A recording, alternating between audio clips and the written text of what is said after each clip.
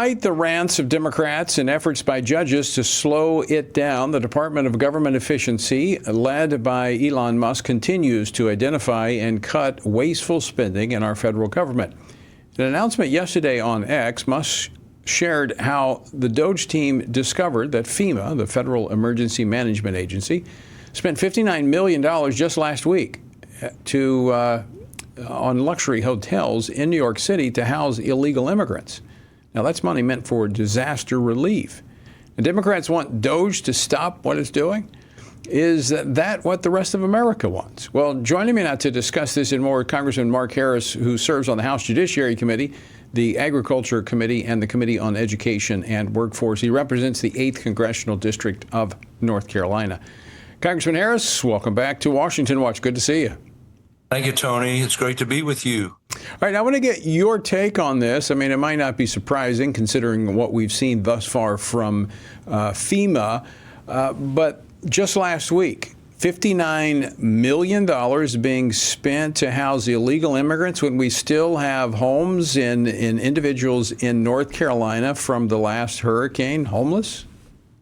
This is, again, such a travesty that the American people, the folks in North Carolina, everyone's up in arms about this. I tell you, I just have to say, thank the Lord for Elon Musk and for the work that's been done to expose these things. We're seeing this not only now, but we saw it with USAID. And we said last week, when all of that information was rolling out, that we just really believed that we were seeing the tip of the iceberg. And as these agencies continue to be exposed, as the information continues to flow, and granted, my colleagues on the other side are going to do everything they can to try to stop the exposure and stop the information. You've even got judges that are trying to stop the Secretary of Treasury from being able to see his own material there for his department. It's just crazy. But yes, President Trump is doing exactly what he told the American people he was going to do, and I'm very thankful for it. This only furthers, I think, the distrust that the American people have toward the federal government. When, if you recall, this was the last Congress before you were elected, but there needed to be additional allocations made to help FEMA in light of the disaster in North Carolina, South Carolina, Florida from Hurricane Helene.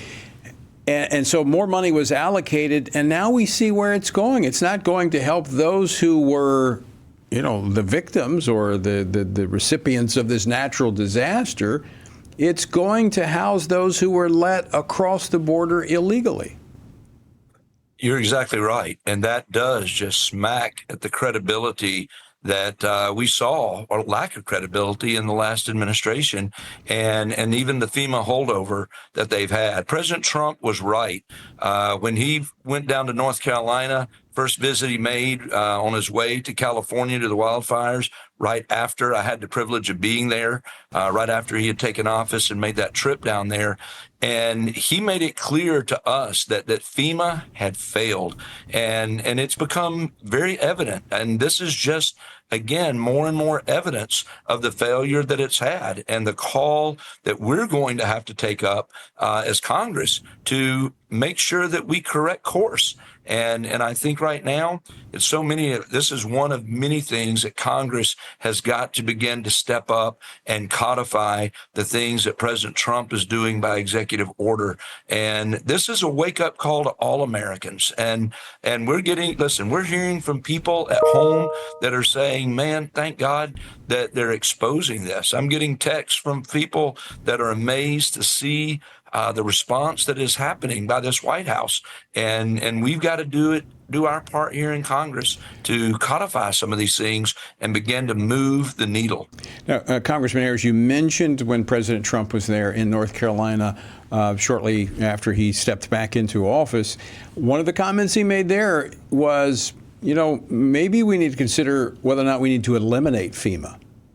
Yes, no question. I mean, we're seeing departments such as FEMA that at a minimum have got to be restructured, and at a maximum, that they just need to be abolished. And so I'm not sure how it's going to all play out in the end, but I do know this, that there is a wake up call, and DOGE is helping us do it. Elon Musk bringing leadership there. President Trump is doing what he told American people he would do. Promises made, promises kept, and I'm excited. It's kind of concerning, kind of scary when you think about it. But this is, again, I believe, just the tip of the iceberg. And we're going to be hearing, we've even talked about it in some of the committees, bringing in the new administration leaders of these agencies to share with us what they have found in their departments when they've taken over. So I think there's more to come. And I think voters better stay tuned. I don't know if it's just the media reports I'm seeing or if this is actually what's happening, but it appears to me that Democrats are more outraged with the fact that DOGE exists than what they're exposing. I mean, what's your take and your colleagues' take on this outrage? I mean, Democrats are showing up at these various government agencies, basically ready to chain themselves to the door and say, no, you can't cut. That is exactly what they're doing, Tony, and they're really exposing themselves in the actions that they're taking. I mean, even hearings that we're involved in. I was in a subcommittee hearing this morning, and my colleagues on the left, all they wanted to talk about was DOGE. All they wanted to talk about was Elon Musk, when in reality, we were there for a hearing to talk about the regulatory state and the challenges and the damages that are being done, and business owners that were out there that had moved from California, New York, moved to Austin, Texas because of the environment. The hearing was about talking about regulation, but all the folks on the left wanted to do was try to hurl insults and make comments about what DOGE is doing. So it's kind of that thing that we've known for years. When you throw a rock into a pile of dogs, the one that yelps the loudest is the one that just got hit. And I think we're seeing that happen as all the exposure of the mismanagement and the waste and abuse and fraud of taxpayer money is coming to light. Yeah, there's no question. There's a lot of yelping going on up there. I know this is relatively new. The House Speaker, the chairman of the Budget Committee, announcing today they're going to move forward with a markup on Thursday on a reconciliation bill. I think Republicans are scheduled to gather tomorrow to discuss this. But what's the latest there on Capitol Hill? There's still a lot of conversations going on, still a lot of work to be done. Obviously, I'm a fiscal conservative, and I'm very interested in making sure that there are spending cuts, significant spending cuts that are part of these, or really spending savings. I mean, again, what we have seen in the first few weeks of the Trump administration, I think, should cause every American to be appreciative of the fact that he's hit the pause button on spending to give a chance to assess the situation. Well, I think Congress is doing the same thing, and we need to do the same thing, because I don't know how many opportunities we're going to get to correct course here in our nation. So there's a lot of conversation still going on about the way we're going to try to save money. At the same time, we've got to secure the border. We've got to do the things that have to be done. And so a lot of conversation still going on around that. And we'll see what the markup holds between now and tomorrow. Yesterday afternoon, we had your colleague, Congressman Andrew Clyde, on from Georgia, who is a member of the House Freedom Caucus. The House Freedom Caucus putting out kind of their proposal, a two-bill proposal on reconciliation. Are we getting, where are we on that aspect? Well, I still believe the conversation is still ongoing of the one big, beautiful bill. But it's going to be harder and harder to get there, it seems, because there's some things we've got to do immediately. There is a need for this border security that's happening very quickly.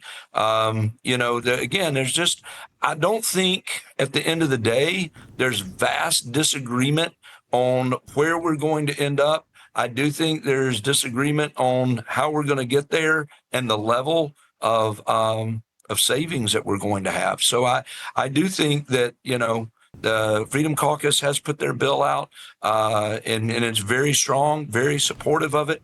I am, and seeing where we're going, because I think that we've got to be committed to spending cuts. We cannot, the American people did not send us here facing a $37 trillion debt that we don't show significant bending of that curve on the national debt. That has got to happen. And I'm committed to it. And I know that a number of my colleagues are committed to it. So whatever plan we come up with, we've got to make sure that we are bending that curve. So I guess a good analogy is you're in the car. Everybody knows where you're headed on the journey. Well, you got a few backseat drivers that are picking out the restaurants, and maybe it's just drive-through would be best, and stay on the journey. Congressman Mark Harris, always great to see you. Thanks so much for taking time to join us today.